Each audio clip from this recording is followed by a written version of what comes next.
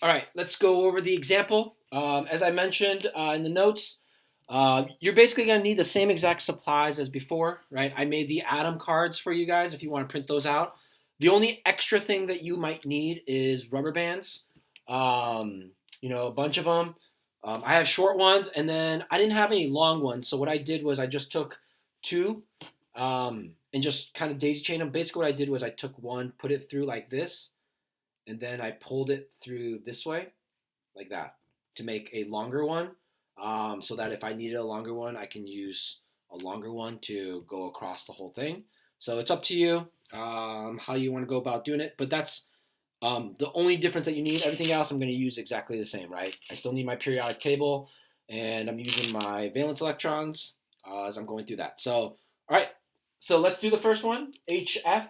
As I mentioned in the notes, right? Hydrogen is in a ton of these covalent bonds just because it combines with so many different things. So you'll see it, and then it's just really easy to use.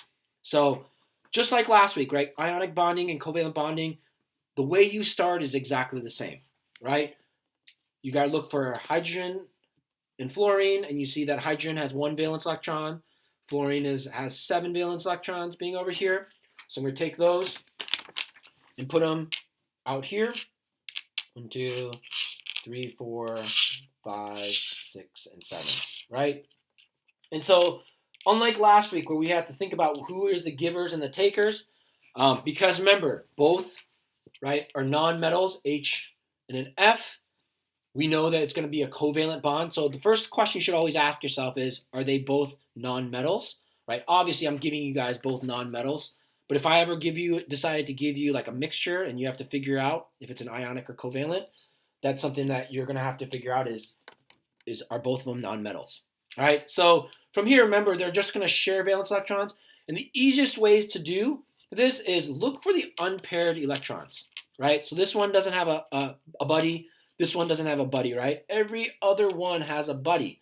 So what you can do is when they don't have buddies, you know that those are going to be the ones that are going to share.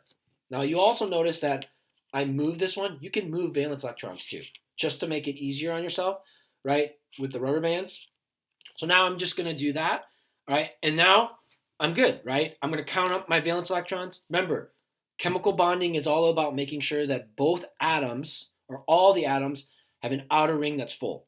This fluorine is full because it has 1, 2, 3, 4, 5, 6, 7, and now 8, right? Everything inside this fits, right? Same thing with hydrogen, 1, 2.